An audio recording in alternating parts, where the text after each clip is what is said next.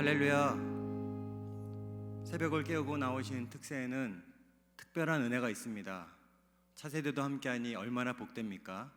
특별히 담임 목사님께서 고난주간 예수님의 하루하루를 우리에게 말씀해 주시니 우리가 2000년 전 그 자리에 있는 것 같습니다. 함께 기도하겠습니다. 주님께서 고난 당하신 주간입니다. 어느새 잎만 무성한 무화과 나무 같은 열매 없는 우리, 뿌리째 말라버린 우리를 다시금 은혜 주시고자 새벽에 초대해 주시니 감사드립니다. 십자가를 묵상하며 자격이 아닌 능력으로 살아가게 하옵시고 이중적 모습이 아닌 하나님의 형상이 회복되게 하시며 직이나 자리를 탐하지 않는 과부의 두 랩돈 같은 기쁨과 순수한 신앙으로 내 평생 자랑 주님의 십자가의 능력으로 사는 삶이 회복되는 특세가 되게 하여 주시옵소서. 은혜의 말씀 전해주시는 담임 목사님 성령 충만하시도록 불담으로 산울로 둘러주시고 은혜의 장중에 붙잡아 주시옵소서. 예수님 이름으로 기도드립니다. 다 같이 십자가의 전달자 찬양 부르시면서 준비하신 예물 하나님께 올려드리겠습니다. 살아도 주를 위해 죽어도 주를 위해 사다 주나 난 주의 것 십자가의 능력 십자가의 소망 내 안에 주만 사시는 것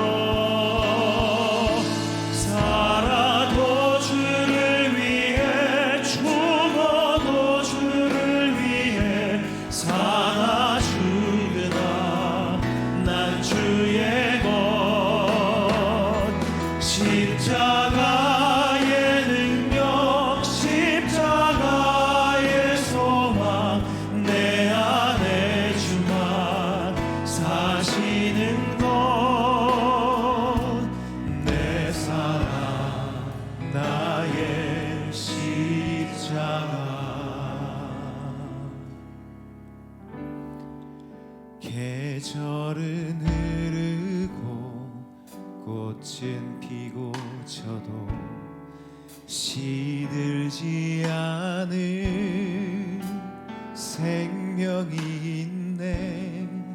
바랄 수 없었던 죄인인 나에게 생명의 주님 자신을 주셨네.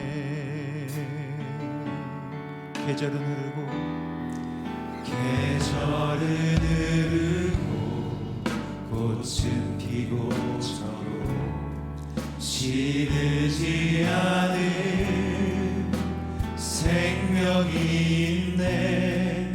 바랄 수 없었던 죄인인 나에게 생명의 주님 자신을 주셨네.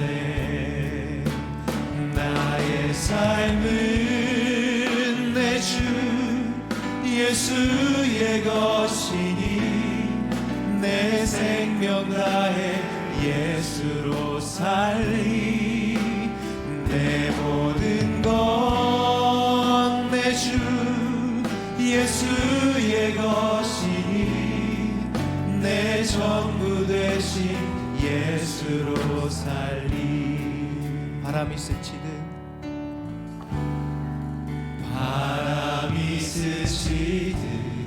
삶은 지나가도 꺼지지 않을 소망이 있네. 그 길을 떠나서 헤매는 자들이 주를 찾도록 나 살길 원하네. 나의 삶은 내 주 예수의 것이니 내 생명 다해 예수로 살리. 내 모든 것 내 주 예수의 것이니 내 전부 되신 예수로 살리. 그런즉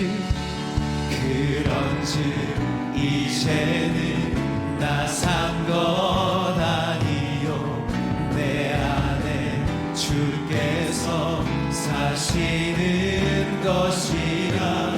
그런즉 이제는 나 산 것 아니요 내 안에 주께서 사시는 것이라.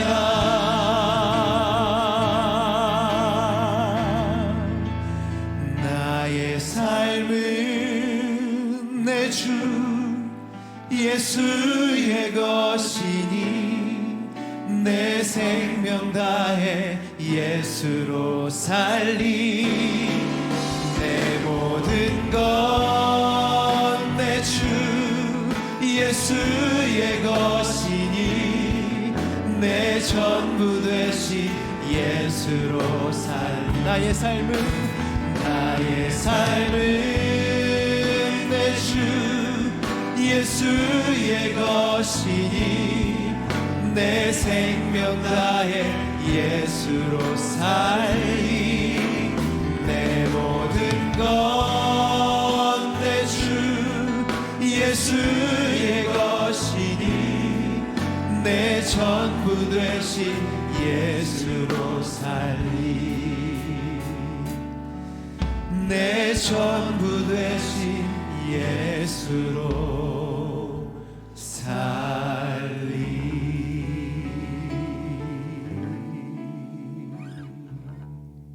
다 같이 성도의 공동 기도문 화면을 함께 읽으면서 기도하시겠습니다. 교회를 위하여 기도합니다. 하나, 담임 목사님과 교역자, 직분자, 성도들이 세계와 미국과 한국을 그리스도께로 올려드리기 위해 월드 비전으로 땅끝까지 복음을 전하고 세계 선교의 1등 교회가 되게 하옵소서. 하나, 성전의 예배가 회복되어 최고의 하나님께 이전에 없던 최선의 예배를 드리게 하여 주옵시고 선한 미담으로 악담을 이기게 하시어 등경 위의 빛과 같은 교회 되게 하옵소서.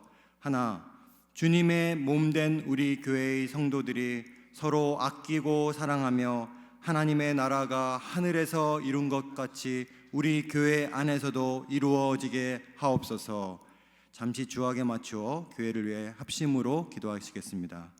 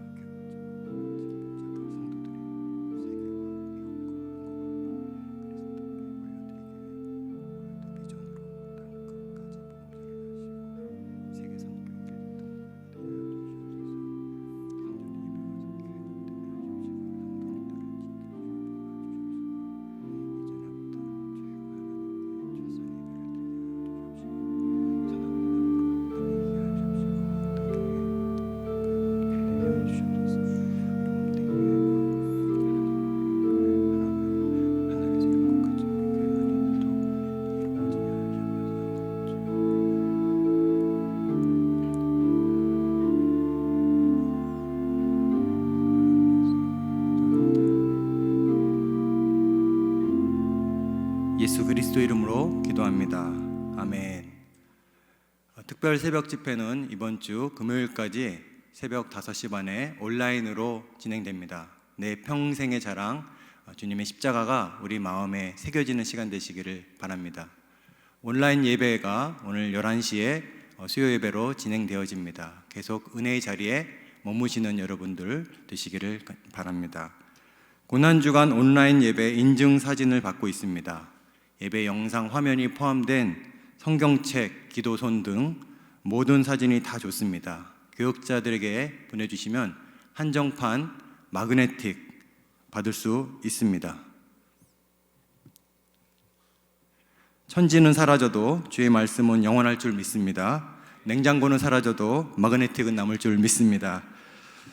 오늘 우리에게 주신 하나님 말씀입니다. 마가복음 14장 1절에서 11절까지입니다. 화면을 보며 함께 봉독하도록 하시겠습니다. 이틀이 지나면 유월절과 무교절이라 대제사장들과 서기관들이 예수를 흉계로 잡아 죽일 방도를 구하며 이르되 밀란이 날까 하노니 명절에는 하지 말자 하더라. 예수께서 베다니 나병 환자 시몬의 집에서 식사하실 때에 한 여자가 매우 값진 향유 곧 순전한 나드 한 옥합을 가지고 와서 그 옥합을 깨뜨려 예수의 머리에 부으니 어떤 사람들이 화를 내어 서로 말하되 어찌하여 이 향유를 허비하였는가? 이 향유를 300데나리온 이상에 팔아 가난한 자들에게 줄 수 있었겠도다 하며 그 여자를 책망하는지라. 예수께서 이르시되 가만두라. 너희가 어찌하여 그를 괴롭게 하느냐? 그가 내게 좋은 일을 하였느니라. 가난한 자들은 항상 너희와 함께 있으니 아무 때라도 원하는 대로 도울 수 있거니와 나는 너희와 항상 함께 있지 아니하리라. 그는 힘을 다하여 내 몸에 향유를 부어 내 장례를 미리 준비하였느니라. 내가 진실로 너희에게 이르노니 온 천하에 어디서든지 복음이 전파되는 곳에는 이 여자가 행한 일도 말하여 그를 기억하리라 하시니라. 12 중에 하나인 가룟 유다가 예수를 넘겨주려고 대제사장들에게 가매 그들이 듣고 기뻐하여 돈을 주기로 약속하니 유다가 예수를 어떻게 넘겨줄까 하고 그 기회를 찾더라. 아멘. 십자가의 길 세 번째 날입니다. 오늘은 예수님과 함께 십자가를 메었던 구레네 사람 시몬에 대해서 알아봅시다.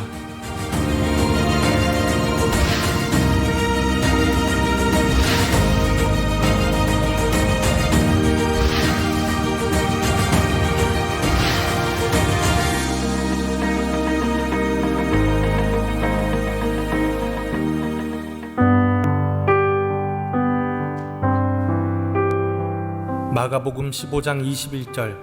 그때 시골에서 온 구레네 출신의 시몬이 지나가고 있었습니다. 이 사람은 알렉산더와 루포의 아버지입니다. 군인들은 시몬에게 예수님의 십자가를 지게 했습니다. 마태복음 16장 24절. 그때 예수님께서 제자들에게 말씀하셨습니다. 만일 누구든지 나를 따라오려면 자기를 부정하고 자기 십자가를 지고 나를 따르라. 로마서 16장 13절 말씀입니다. 주님 안에서 선택받은 루포와 그의 어머니에게 안부를 전해주십시오. 루포의 어머니는 내 어머니이기도 합니다. 유월절은 하나님께서 이스라엘 백성을 이집트에서 구원하신 날이며 유대인의 명절입니다. 유월절이면 여러 나라에 흩어져 있던 유대인들까지도 고향인 이스라엘 땅으로 돌아와 명절을 지킵니다. 말씀에 등장하는 시몬도 유월절을 지키기 위하여 예루살렘으로 왔습니다. 그때 우연히 십자가를 메고 가시는 예수님을 보게 되었습니다. 그런데 그때 로마 군인이 시몬을 부르며 예수님 대신 십자가를 메라고 명령하였습니다. 시몬은 예수님과 아무 상관없는 사람이었습니다. 그리고 죄인이 메는 십자가를 대신 매는 것이 부끄러운 일이라는 것도 잘 알고 있는 사람이었습니다. 그러나 시몬은 십자가를 억지로라도 메었고 예수님과 함께 걸었습니다. 그동안 예수님을 따르던 제자들은 예수님 곁에 있지 않았지만 시몬이 옆에 있었습니다. 만약 시몬이 십자가를 피하였다면 예수님과 영원히 아무 관계없는 사람이 되었겠지만 십자가 사건 이후 시몬은 예수님을 사랑하는 제자가 되었습니다. 뿐만 아니라 아내와 아들들까지도 예수님을 사랑하는 한 가족이 되었습니다. 시몬은 예수님이 자기의 죄를 위해 고통스러운 십자가를 메었다는 것을 알았기 때문에 예수님을 믿었습니다. 사랑하는 여러분, 우리가 하고 싶은 것만 한다면 예수님과 아무 상관없는 사람이 될지도 모릅니다.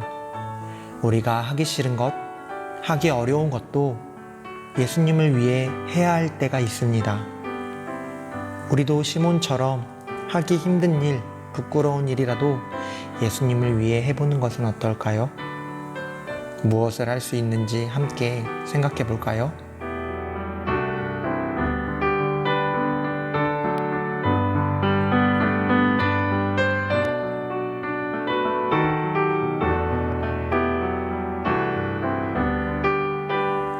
이제 우리 같이 기도해요.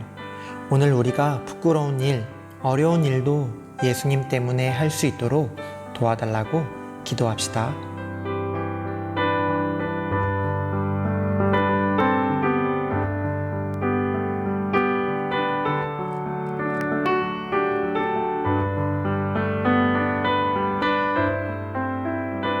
사랑하는 예수님, 죄를 지은 것도 우리들이고 벌을 받아야 할 사람들도 우리들인데 우리를 대신해서 십자가 벌을 받아주셔서 너무나 감사합니다.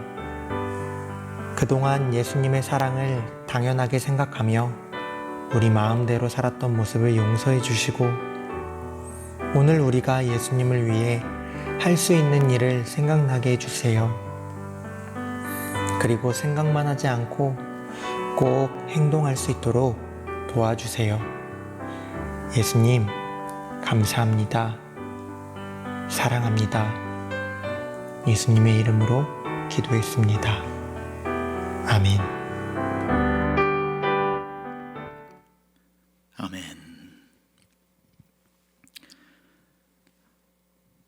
어제는 우리가 예수님께서 성전에 들어가셔서 많은 사람들과 변론하신 이야기들을 함께 살펴보았습니다. 그래서 화요일은 변론의 날이다 이렇게 일반적으로 이야기합니다. 그렇게 하루 종일 성전 안에서 변론을 마치신 예수님이 다시 머무시는 베다니의 나사로의 집으로 돌아오시는 과정이 13장 전체에 이렇게 기록되어져 있습니다. 잠시 보면서 오늘 말씀으로 들어가는데 13장 1절에 보면 예수께서 성전에서 나가실 때에 변론을 마치고 나가시는 거죠. 제자 중 하나가 이르되 선생님이여 보소서 이 돌들이 어떠하며 이 건물들이 어떠하니까 이 성전 어떻습니까? 예수님 보시기에 예수께서 이르시되 네가 이 큰 건물들을 보느냐? 돌 하나도 돌 위에 남지 않고 다 무너뜨려지리라 하시니라. 뿌리까지 썩어버린 성전에 대해서 예수님이 돌 위에 돌 하나도 남지 않고 다 무너지리라는 두 번째 큰 무화과나무 성전을 이야기하십니다. 3절에 예수께서 감람산에서 그러니까 이제 성전을 나와서 기드론 골짜기를 타고 오르시면서 다시 감람산 겟세마네 동산까지 오르게 되신 거지요. 올리브 마운틴까지 올라간 겁니다. 3절에 예수께서 감람산에서 다시 뒤돌아서서 성전을 마주대하여 앉으셨을 때에 베드로와 야고보와 요한과 안드레가 조용히 묻되 언제 성전이 무너집니까? 돌 위에 돌 하나도 남지 않습니까? 하고 그 감람산에서 걸터 앉아 아래로 병풍처럼 내려다 보이는 그 성전을 보면서 저 성전이 언제 무너집니까? 라고 물었을 때에 비로소 예수님이 13장 전체를 가리켜서 말세 때에는 이런 일이 일어나고 이런 일이 일어나고 이러이러한 일들이 일어날 것이라고 13장 전체에 걸쳐서 성전의 무너짐과 종말의 때를 설명해 주시는 것이 13장입니다. 그러고 난 뒤에 이제 14장에 들어가는데 그게 오늘 본문입니다. 14장은 예수님의 휴식의 날입니다. 예수님은 성전에 들어가지 아니하시고 수요일은 하루 종일 베다니에 머무시면서 제자들과 시간을 보내셨기 때문에 휴식의 날, 쉬시는 날로 수요일을 이렇게 기록하고 있습니다. 14장 1절에 이틀이 지나면 유월절과 무교절이라, 그러니까 금요일 앞에 목요일, 목요일 앞에 수요일, 이틀 전을 말하죠. 대제사장들과 서기관들이 예수를 흉계로 잡아 죽일 방도를 구하며 이르되 밀란이 날까 하노니 명절에는 하지 말자 하더라 라고 해서 예수님이 수요일 날은 성전으로 들어가지 아니하시고 베다니에 머무셨습니다. 저는 예수님이 이렇게 수요일 날 들어가지 않고 쉬어주셔서 너무 감사합니다. 그래서 수요 예배가 있는지도 모르겠습니다. 예수님이 수요일은 쉬셨다는 것, 예수님의 스케줄이 살인적인 스케줄이기 때문에 이렇게 한 번쯤 쉼표를 해주는 게 보는 우리도 마음이 좋습니다. 언젠가 미국에서죠, 참 바쁘게 사역을 하다가 눈꽃 뜰 새 없이 사역을 하던 중에 한번 이렇게 집에서 편안하게 쉰 적이 있었습니다. 근데 그때 저희 처가 저를 보고 했던 말이 기억이 납니다. 당신이 쉬는 걸 보니까 내가 쉬는 것 같다고 이야기를 합니다. 당신이 쉬는 모습을 보니까 내가 쉬어진다는 말을 합니다.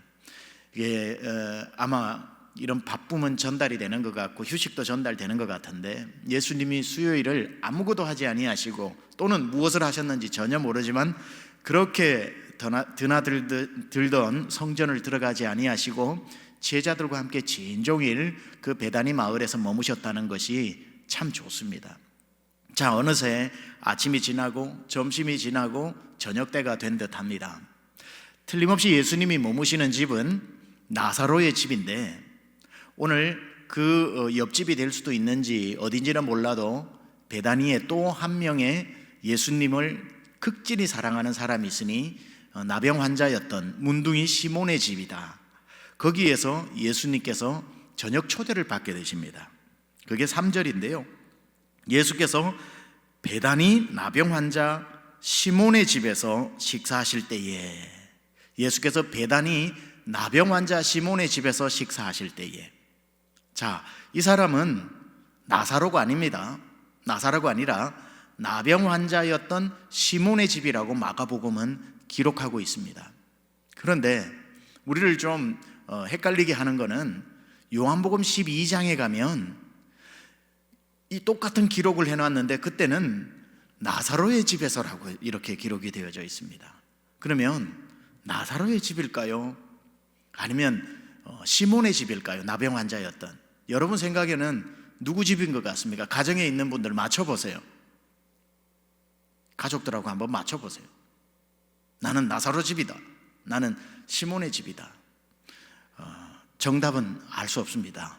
정답은 알 수 없는데 우리는 성경 그대로 따라가자면 오늘 마가복음 사복음서 중에 가장 먼저 기록되어진 마가복음에서는 이 집을 나병 환자 시몬의 집이라고 그러는데, 여러분 이건요, 시골에 살아본 사람들은 압니다. 무슨 말인지. 왜 마가복음은 나병 환자 시몬의 집이라고 그러고 요한복음은 왜 나사로의 집이라고 했는지 시골 사람은 압니다. 시골 사람은 네 집 내 집이 없습니다. 그냥 밥하다가 밥그릇이 부족하면 그냥 그 옆집에 가가지고 밥그릇을 가져와가지고 먹다가 내 가져왔대 한마디만 하면 끝이 납니다.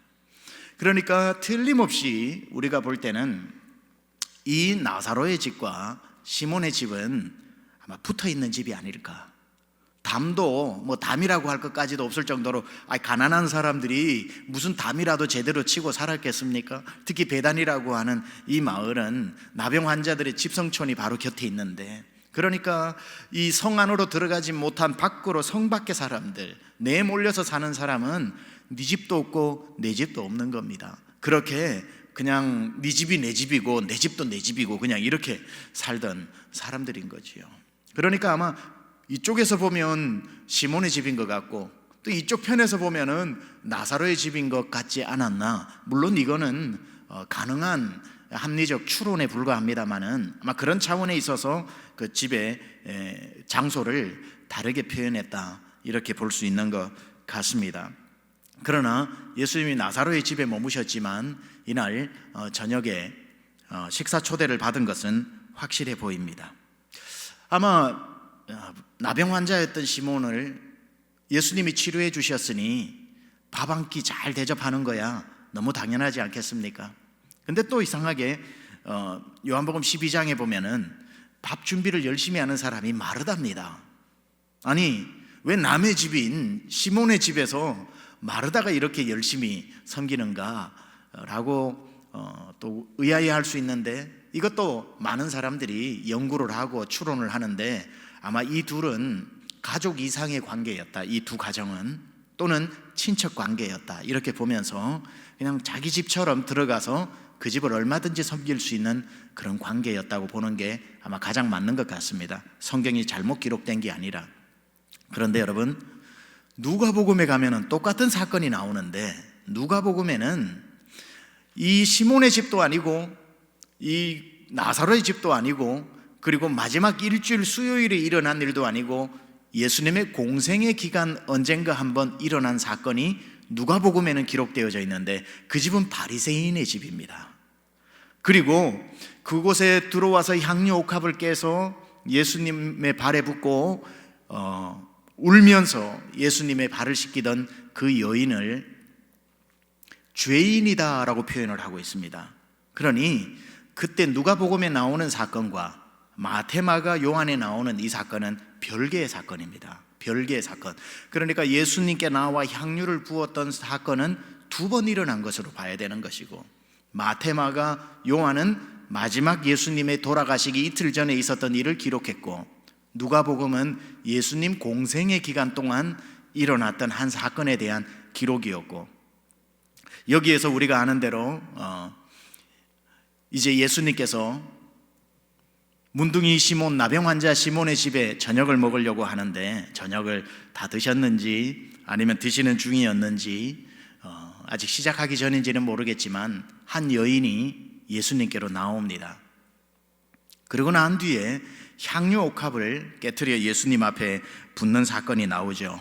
우리가 너무나도 잘 아는 사건입니다.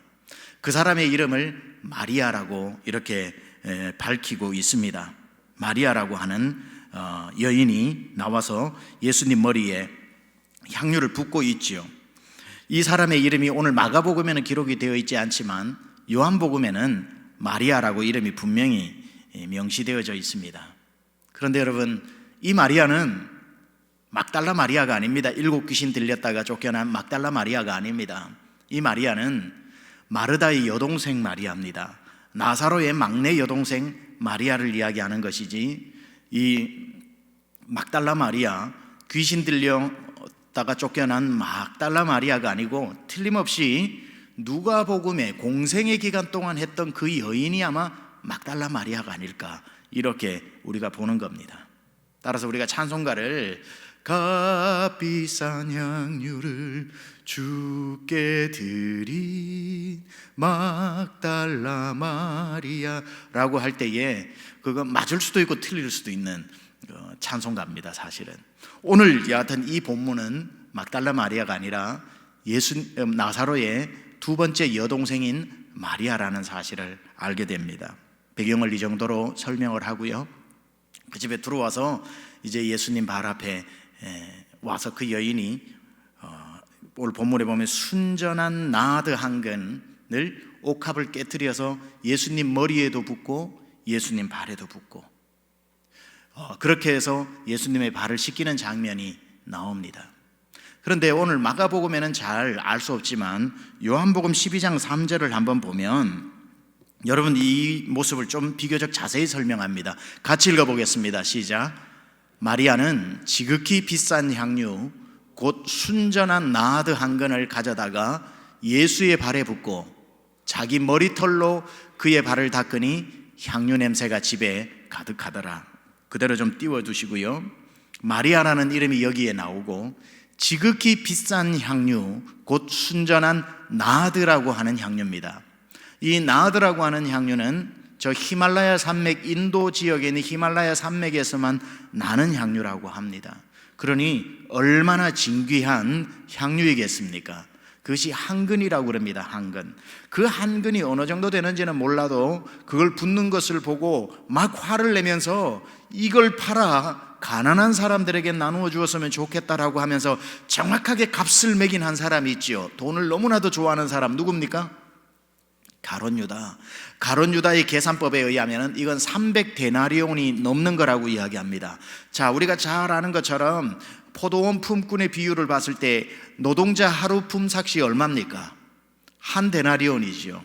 300데나리온이 넘는 이 가격은 하루 품삯의 300일, 즉 공휴일 빼고 못 빼고 보면 1년치 월급에 해당되는 것. 하루 10만 원씩 버는 노동자라고 했을 때에 3천만 원에 가는 어마어마하게 비싼, 그 당시 마리아라고 하는 한 여인으로서는 도무지 이것을 정말 감당할 수 없을 정도의 엄청난 것을 예수님에게 부었던 겁니다. 제자들이 아까워할 만도 하지요. 제자들이 somehow 화를 낼 만도 하지요. 그런데 더 경악스러운 것은 예수의 발에 붓고 자기 머리털로 그의 발을 닦으니, 이렇게 나옵니다. 요한복음에는 자기 머리털로 그의 발을 닦으니 향유 냄새가 집에 가득하더라. 자, 머리털로 닦는다고 하는 것이 좀 요즘에도 일반적이지는 않지만 이 당시 문화로 볼 것 같으면 이 여인의 머리털이라고 하는 것은 절대로 다른 남자에게 보여줘서는 안 되는 신체의 부위입니다. 마치 요즘으로 말하면 나체로 서 있는 것 같이 머리카락을 누군가에게 보여주는 것은 그러한 성적 유혹의 도구였기 때문에 자기가 평생 남편으로 결혼할 남편 외에는 머리카락을 보여줘서는 안 되는 것이 그 당시였습니다. 그래서 여성은 반드시 머리를 가리고 밖으로 나가야 하는 것이고 창녀는 머리를 깎아야 하는 그러한 그 당시의 문화가 있었던 거죠. 그래서 이 기록에 보면은 이런 말이 나옵니다. 남자가 여성에게 위자료를 주지 않고, 남자가 자기의 아내를 위자료도 주지 않고 이혼해서 집 밖에 내보낼 수 있는 몇 가지 조항이 있는데, 기록에 이런 게 있습니다. 만약 여자가 머리카락을 묶거나 틀어 올리지 않고 길거리에 나아가 아무 남자와 이야기를 한다면 이혼 사유가 된다. 그리고 그런 여인을 이혼하지 않는 남자도 중책을 면할 수 없다. 이렇게 나와 있습니다. 그러니까 이 여성이 그 당시에 누군가에게 머리를 풀어 발을 시킨다라고 하는 것은 모든 사람을 화들짝 놀라게 할 만한 엄청난 일이었던 것은 사실입니다. 이렇게 보나 저렇게 보나 그 당시 예수님 곁에 앉아 있었던 남자들이 옥합을 깨트리는 것도, 거기서 나온 그 액수만 하더라도, 그리고 마리아가 보여주는 이런 행동만 하더라도 굉장히 화가 날 수 있는 상황입니다. 그런데 한 사람만 화를 안 냅니다. 바로 예수님이지요. 예수님께서 그들 사이에서 가만두어라, 저가 좋은 일을 하였다. 요한복음의 증언에 의하면은 그가 발을 씻기니 향유 내음이 집에 가득하더라 라는 말이 나옵니다. 저는 우리 사랑하는 강중치 모든 가정에 이 향유 내음이 가득하시기를 축원합니다. 자, 이 여인이 300데나리온이나 가는 호가하는 이 향유를 부었던 것에 예전에 이동원 목사님이 한번 설교하셔서 이 제목을 칭찬받은 낭비, 이런 제목을 썼더라고요. 칭찬받은 낭비, 참 멋진 제목이라고 생각합니다. 낭비예요. 이건 어떻게 볼 때 waste, 낭비인 것은 분명하지만 낭비는 낭비인데, 보통 낭비는 야단을 맞는데 오늘 칭찬을 받았단 말이죠. 예수님이 이 여인을 칭찬하신 이유를 몇 가지 살펴보고, 저와 여러분도 이 여인의 섬김에 뒤지지 않는 주님 앞에 섬김으로 말미암아 칭찬받고 여러분의 가정에 계속해서 향유 내음 가득하시기를 주님의 이름으로 축원합니다. 첫 번째, 왜 예수님이 이 마리아의 섬김을 칭찬하셨는가? 그것은 자기의 전부를 드렸기 때문입니다. 자기의 전부를 드렸기 때문에. 자, 뭘 향유를 줬는데 전부냐라고 하겠지만, 아까 말씀드렸다시피 마리아가 예수님 앞에서 머리를 풀어 그 발을 씻겼다라고 하는 것은 여인으로서는 자기 전부를 예수님께 드린 겁니다. 자기 전부를 예수님께 드린 거예요. 그 예수님 앞에 마리아는 너무 마음에 어떤 큰 감사가 있었던 것 같고, 여러분 본문을 가만 보면 좀 감동되는 게 있습니다. 같은 가족들이 불편할 수가 있거든요. 마리아가 얼마나 소중한 건데, 우리 집이 얼마나 소중한 건데 저걸 그냥 깨서 예수님한테 부냐. 우리도 예수님 사랑하지만 저건 너무했다 싶은데, 어느 성경에도 오빠 나사로가 언니 마르다가 화를 내거나 말린 적이 없습니다. 한 여인으로서 마리아요, 나이 아무리 많이 잡아도 15에서 20살 사이입니다. 고등학교 밖에 되지 않는 그 당시에서는 시집갈 관연한 여인이 되었지만 여전히 미소녀에 불과합니다. 그러면 우리는 생각을 해요. 물론 이거는 뭐 상상력을 동원한 겁니다. 그렇다고 비성경적인 건 아닙니다. 마리아 혼자 어떻게 그 향유를 모았을까? 누가복음에 나오는 막달라 마리아는 가능합니다. 그 여인이 창녀였을 수가 있었으니까. 그런 걸 통해서 모았을 수는 있지만, 나사로의 마지막 동생인 마리아가 300데나리온이라 가는 이런 향유를 모은다는 것은 거의 불가능에 가까운 것입니다. 그래서 저는 이렇게 생각해 보는 거죠. 이 향유는 두 가지의 역할을 가지고 있습니다. 여인으로서는 평생 결혼을 했을 때에 남편의 사랑을 받기 위해 결혼 지참금으로 가지고 가서 조금씩 자기 몸에 바르는 그러한 용도로 사용합니다. 물이 귀한 지역에는 몸에 냄새가 많이 나기 때문에 향수가 발달할 수밖에 없습니다.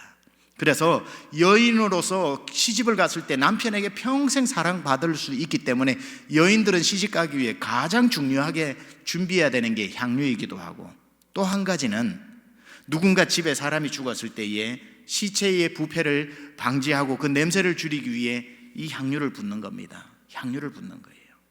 자, 그렇다면 이 향유는 언제 생겼을까? 대충 가늠할 수 있습니다. 오빠 나사로가 죽었을 때. 오빠 나사로가 죽었을 때 아마 마르다와 자기 집에 있는 모든 재산과 마리아와, 아니 옆집 문둥이 시몬의 집에서와 어떤 방법을 통해서도 모아두었던 그 향유가 아닐까. 사실일 수도 있고 사실이 아닐 수도 있지만, 그렇다면 여러분, 우리는 이것을 나사로가 아니고 마르다가 아니고 마리아 한 사람의 헌신으로 볼 수는 없는 겁니다. 아마 이게 이 집안 전체의 재산일 수 있겠다. 나사로도 그 모습을 보고 이미 대화가 되어져서 가만히 지켜보고, 마르다도 이미 그 얘기가 되었으니 지켜보는데, 아마 동생 마리아가 그것을 예수님 머리에 부어드린 나사로의 집안 전체가 예수님 앞에 드리는 헌신이 아닐까. 아마 그렇게 할 때에 300데나리온에 대한 의무는 해소가 되는 것 같습니다. 나사로의 집안을 보통 이렇게 얘기합니다. 부모 없이 살고 있는 세 오누이, 오빠, 마르다, 마리아, 다 15살에서 20살 남짓한 이 세 명의 가정에 전 재산을 예수님 앞에 드리는 이 모습은, 사람들은 그 마음을 다 몰라도 예수님은 알고 가만두어라. 이 집이 나에게 가장 귀한 일을 하였다.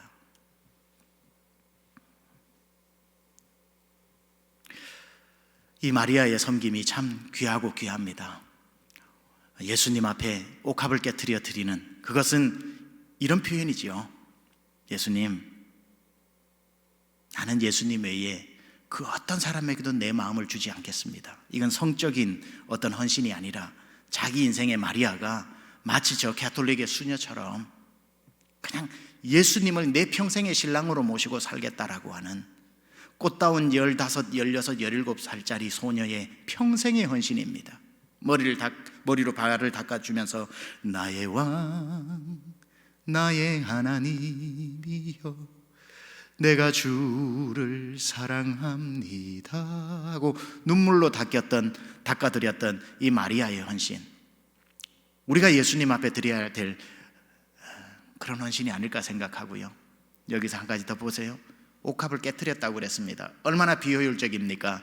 또 옥합을 놔두면 또 기회가 되면 향유는 모으면 되는데 옥합을 깨트렸다고 합니다.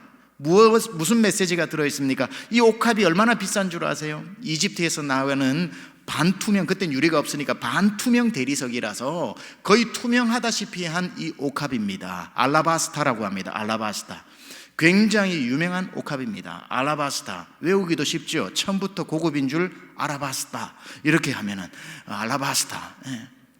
이 옥합을 깨트려버린 겁니다. 마리아의 의미가 무엇입니까? 주님, 내 생명 다하기까지, 내 나이 16, 17, 내 죽는 그날 50년, 60년, 70년 남아있는 내 인생에 그 누구도 내 마음에 예수님 외에 다른 사람을 모시지 않겠습니다. 나는 누구를 위해 이제 향유를 모으지 않겠습니다. 또 부활신앙에 동참하는 거죠. 내 오빠가 살아난 것 보니 나는 죽어도 살겠고, 이제 내가 부활의 신앙을 가졌으니 시체를 위해 준비할 향유가 무엇이 필요하겠습니까? 주님, 나는 주님 한 분만 모시다가 이대로 죽어도 좋습니다.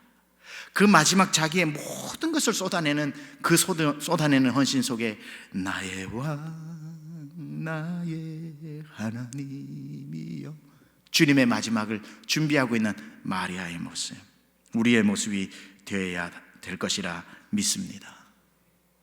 예수님이 칭찬하신 또 한 가지 이유는 유일하게 그 중에 마리아만 예수님의 죽으심을 준비했다는 겁니다. 남자들 참 답답해요. 세상에서 제일 답답한 존재가 여기 다 앉아있는 남자들이에요. 여러분들이 성도님들의 마음은 시원하게 해드릴지 몰라도 집에 가면은 사모님들의 마음을 답답하게 만드는 또 여전히 똑같은 한 남자들 아닙니까? 답답해요. 예수님을 그렇게 따라다녔는데도 베드로도 야고보도 요한도 몰라요. 예수님이 이틀 후에 십자가에 달릴지 몰랐습니다. 그러니 예수님의 죽음을 준비하며 미리 부었던 그 향유의 의미를 몰랐던 거지요. 예수님이 이렇게 이야기합니다. 6절에 예수께서 이르시되 가만두라. 너희가 어찌하여 그를 괴롭게 하느냐. 그가 내게 좋은 일을 하였느니라. 가난한 자들은 항상 너희와 함께 있으니 아무 때라도 원하는 대로 도울 수 있거니와 나는 너희와 항상 함께 있지 아니하리라. 8절입니다. 그는 힘을 다하여 내 몸에 향유를 부어 내 장례를 미리 준비하였느니라. 저는 예수님이 왜 이렇게 마리아를 칭찬하셨냐면 그때 그 자리에 앉아있는 사람 중에 예수님의 이 무거운 마음을 이해해 준 유일한 사람이었기 때문에. 여러분, 주님의 마음을 이해하시기를 축원합니다. 주님의 일을 열심히 한다는 게 중요한 게 아니에요. 주님의 마음을 알아주는 게 중요합니다. 욕심 좀 내볼까요?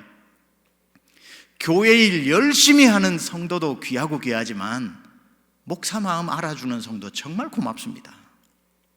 저는 잊지 못할 우리 홍원선 장로님, 세미안교회 같이 개척 시작을 해서 지금까지도 세미안교회 열심히 섬기고 계시는데 이제는 은퇴하셨지만 그냥 우리 교회 작은 교회다 보니까 홍원선 장로님 안수 집사님이지요. 혼자 안수 집사님으로 세미안교회가 한 500명 될 때까지 짊어졌습니다. 저랑 그분이랑. 여러분, 한 5년 만에 500명 될 때는 얼마나 교회에 많은 일이 있었겠습니까? 속상한 일이 얼마나 많았겠습니까? 다들 부흥이 되니까 이 집사님 저 집사님 이 목자님 저 목자님들은 신이 나가지고 열심히 하시니까 저도 기분이 좋은데 마음이 상하고 정말 외롭고 막 분통이 터지고 할 때는 그걸 또 다 알아주시는 건 아니더라고요. 뭐 욕심이죠.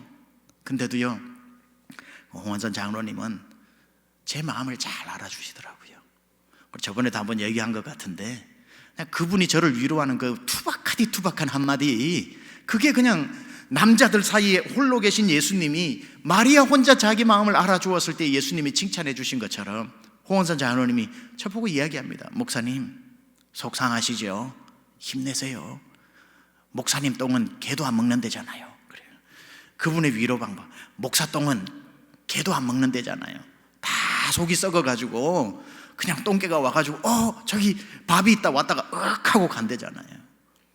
그러니까 그 말을 들으니까 처음에는 아따 무슨 표현을 이렇게 하시나 했는데 몇 번씩 그 얘기를 하는데 마음에 위로가 되더라고요. 저는 지금 돌아보니까 잘해주신 분들 참 기억에 남고요, 더 오래 기억 남는 분은요, 마음을 알아주신 분입니다. 사랑하는 우리 강남중앙 성도 여러분, 주님의 마음을 알아주고 여러분을 향해 섬기고 있는 각 부서의 우리 사역자들 마음도 알아주시고 부족하지만 저의 마음도 함께 해주셔서 정말 마음을 합하여 주님을 섬기는 게 중요한 것 같습니다. 이날 이 밤에 예수님의 마음에 합한 한 여인은 마리아였기 때문에 아마 예수님이 이토록 기뻐하시지 않았나 생각합니다. 그리고 또 한 가지 더 살펴보려고 합니다. 마리아의 헌신이 주님께 기쁨이 되었던 것은 기회를 놓치지 않는 섬김이었다는 겁니다. 기회를 놓치지 않는 섬김. 제자들은 몰랐어요. 저 아까운 걸 왜 붓냐? 그러나 예수님의 7절의 말씀 다 같이 한번 읽어보겠습니다. 7절 한번 띄워주세요. 칭찬하신 이유 시작. 가난한 자들은 항상 너희와 함께 있으나 아무 때에라도 원하는 대로 도울 수 있거니와 나는 너희와 항상 함께 있지 아니하리라. 여러분 잘 기억하세요. 섬길 수 있는 기회가 늘 있는 게 아닙니다.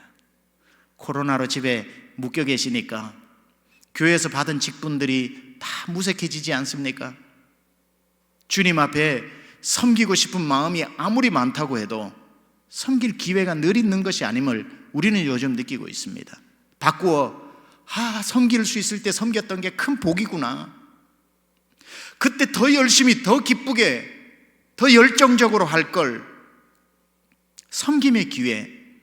가난한 사람은 항상 너희와 함께 있겠지만 나는 이제 이틀이면 주님께로 간다라고 했던 그 섬김의 기회를 이 제자들은 3년 반 동안 따라다니면서도 몰랐는데 마리아는 알고 있더라는 겁니다. 여러분, 섬김의 기회를 놓치지 마시기 바랍니다. 기회라는 녀석은 앞에 머리숱이 많고 뒤에는 대머리라서 내 앞으로 올 때 잡아야지 지나갈 때 아이쿠 하고 잡으면 못 잡는다고 그러잖아요. 주님 앞에 섬길 기회, 여러분 어쩌면 얼마나 자주 우리 앞에 있는지 모르겠습니다. 제발 다음에 할게요. 다음에 할게요, 목사님. 다음에 섬길게요. 내가 조금만, 지금은 상황이 안 돼서 조금만 기다려주세요. 다음에 하겠습니다. 다음에 하겠습니다. 글쎄요, 여러분, 다음이 올까요? 다음이 올까요? 섬김은 지금 하는 것입니다. 내가 다음에 하면 주님은 나도 다음에 너에게 복을 줄게, 다음에 내가 너에게 복을 줄게, 주님도 다음 하시지 않을까 생각합니다. 마지막으로 이 마리아 여인신이 칭찬을 받았던 또 한 가지 이유는 보상을 바라지 않는 섬김이었다는 겁니다. 보상을 바라지 않는 섬김. 자, 조금 복습할게요. 새벽이시라서. 마리아 여인신, 첫 번째 전부를 드린 헌신, 두 번째 십자가의 죽음을 준비하는 헌신, 마음을 알아주는 헌신, 전부를 드린 헌신, 마음을 알아주는 헌신, 기회를 놓치지 않는 헌신, 마지막 보상을 바라지 않는 헌신. 시작.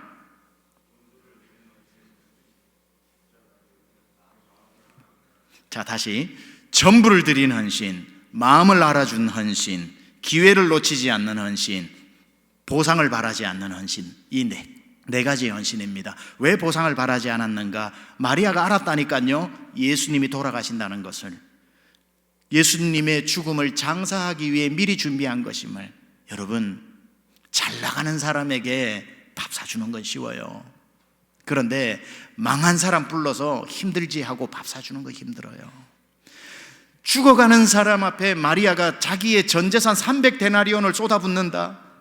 보상을 기대했다면 절대 할 수 없는 일입니다. 하나님 앞에 섬기는 것은, 내가 이렇게 섬기면 주님이 나에게 이런 복을 주시겠지, 내가 이렇게 섬기면, 내가 아니면 내 자녀에게 이렇게 복을 주시겠지. 예, 주님 그렇게 하시는 분이지요. 그렇게 하시는 분이지만 그렇게 하시기 때문에 섬기지는 마세요. 주님이 내 앞길, 내가 주를 위해 섬기면 주님이 내 일을 해주시고 내 앞에 형통하게 해주시고 환난을 벗어나 근심이 없게 해주시는 분임을 저도 믿고 여러분도 믿지만, 그러나 그렇게 해줄 것이기 때문에 내가 섬기는 건 잘못됐다는 거예요. 섬김은 오로지 보상을 기대하지 않는 것. 내일 모레 예수님이 죽으시는 분 앞에 어느 누구가 가룟 유다처럼 행동을 하지, 마리아처럼 바보처럼 행동합니까? 보상을 바라지 않고 300데나리온을 드렸기 때문에 그것이 놀라운 칭찬의 섬김이었던 것이고. 자, 여기에서 여러분 잘 들으세요. 여기에서 새벽이라서 잘 들으세요라는 말을 여러 번 합니다. 소파에 지금 막 누우려고 하시는 분 잘 앉으세요.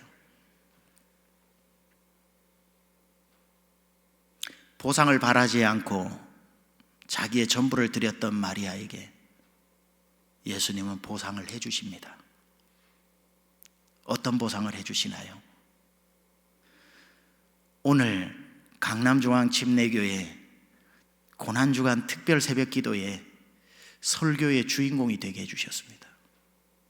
예수님 재림하실 때까지 이 여인의 행한 일을 기록하고 기억하여 알려주라고 300데나리온이 아니라 3천만 데나리온보다도 더 값진 보상을 주님이 해주시잖아요. 보상을 기대하지 않고 섬긴다고 해서 보상을 안 해주시는 주님이 아닙니다. 단지 마리아처럼 보상을 기대하지 않고 섬겨야 주님이 갚을 수 없는 것으로 갚아주시는 그 은혜를 누릴 수 있습니다.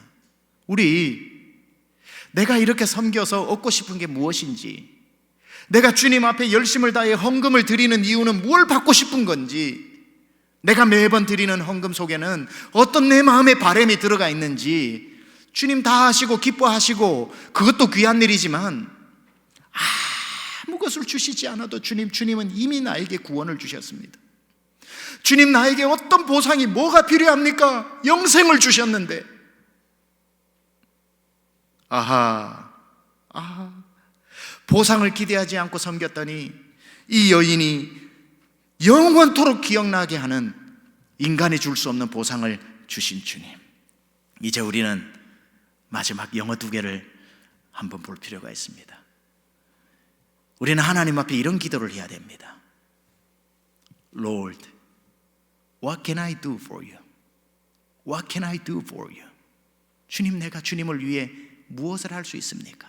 무엇을 해드릴까요? 마리아의 기도입니다. 그날 밤 기분 나빠 예수님을 팔러간 가룟 유다는 이런 기도를 한 사람입니다. Lord, what can you do for me? What can you do for me? 날 위해 뭘 해줄 수 있습니까? 여러분의 기도, 주님, 날 위해 뭘 해줄 수 있습니까? 이 기도가 아니라 마리아의 기도로, 주님, 내가 주를 위해 무엇을 할 수 있겠습니까? 그 헌신 속에 여러분의 가정이 향유내음으로 가득하시기를 우리 주님의 이름으로 축원합니다.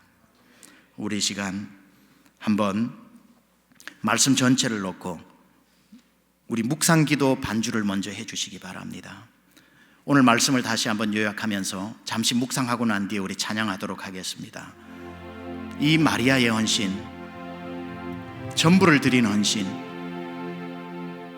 마음을 알아주는 헌신, 기회를 놓치지 않는 헌신, 보상을 바라지 않는 헌신.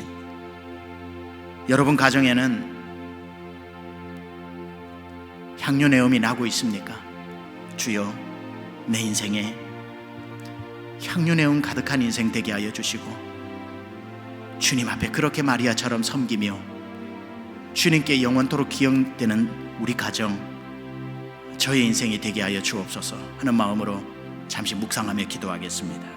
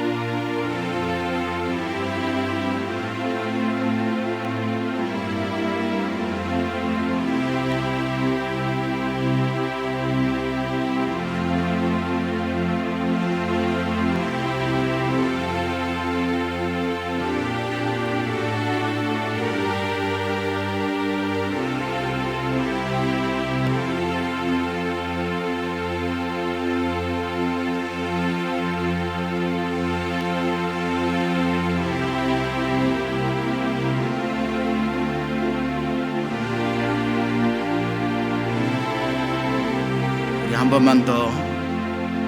번만 더 묵상하면서 기도할 제목을 드리겠습니다. 한 여인이었던 마리아와 그의 오빠, 언니, 이 나사로의 가정은 예수님만 보면 예수님께 뭘 드릴까? Lord, what can I do for you? 주님을 위해 뭘 할 수 있을까요? 그런데 가룟 유다는 예수님을 물건처럼 파는 사람이었습니다. 예수님, 날 위해 뭘 해줄 수 있습니까? 여기에 사로잡혔던 사람. 오늘 여러분 다시 한번 주님 앞에 기도할 때, 주님, 이미 저에게 충분히 해주셨습니다. 내 남은 인생 주를 위해 무엇을 하며 살아야 할까요? 주님, 제가 무엇을 해드릴까요? 한 번쯤은 이런 기도해야 되는 거 아닙니까? 기도 제목 100개 중에 99가지가 주님, 내게 이걸 해주세요, 주님, 내가 이걸 필요합니다, 주님, 이거 좀 부탁드릴게요 하는 기도를 넘어서서 이제 우리가 이 고난주간에는 주님, 뭘 해드릴까요? What can I do for you? 주님을 위해 할 수 있는 일이 무엇인지 우리 다시 한번 묵상하며 기도하겠습니다.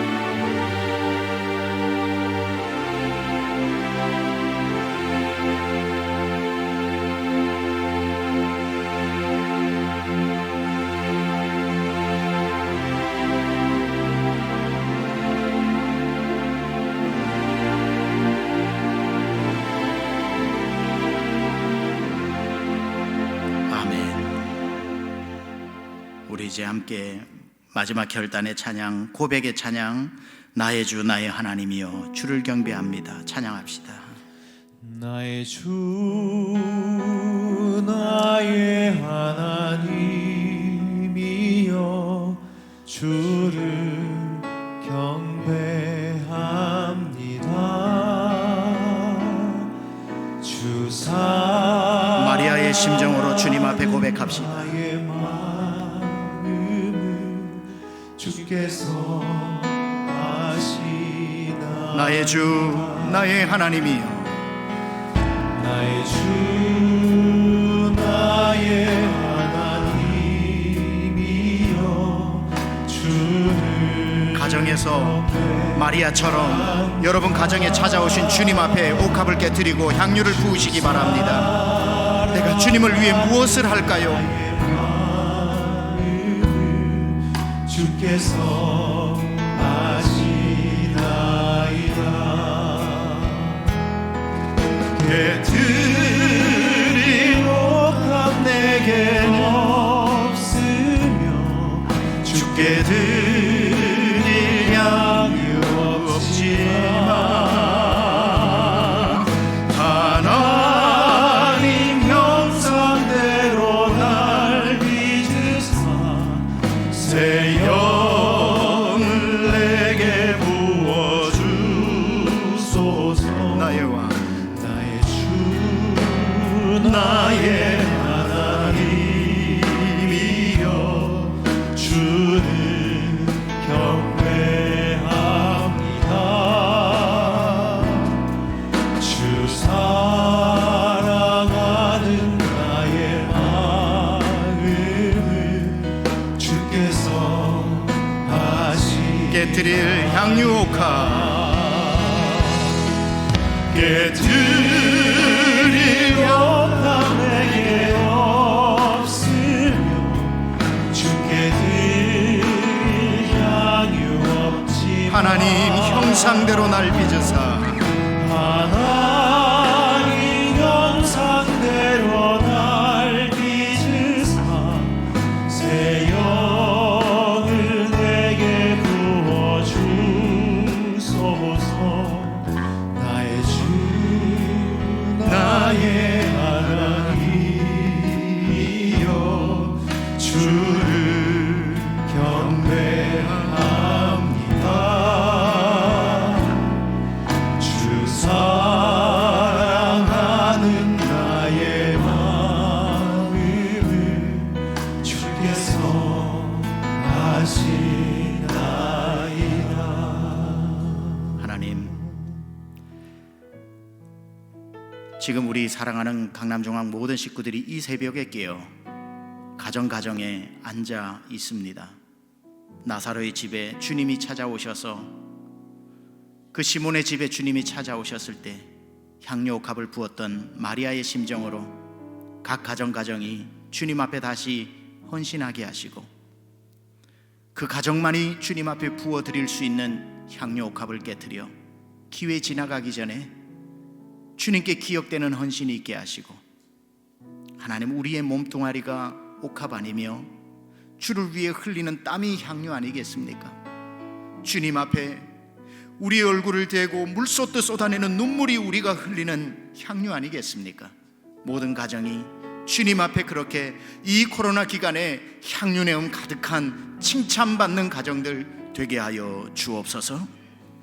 오늘 이 시간에 여러분 가정에서 이 찬송을 주님 앞에 우리 사역자들이 찬양하는 동안에 하나님 앞에 주님, 헌신할 것 있으면 우리 가정 헌신하기를 원합니다. 주여, 우리 가정에 이 시간 찾아오시고 우리의 섬김과 우리의 기도와 우리의 찬양을 받아 주옵소서. 주여, 한번 부르고 기도하겠습니다.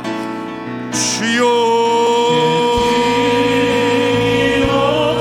내게 없으며 주께 드릴 향유 없지만 하나님 형상대로 날 빚으사 새 영을 내게 부어주소서. 깨뜨린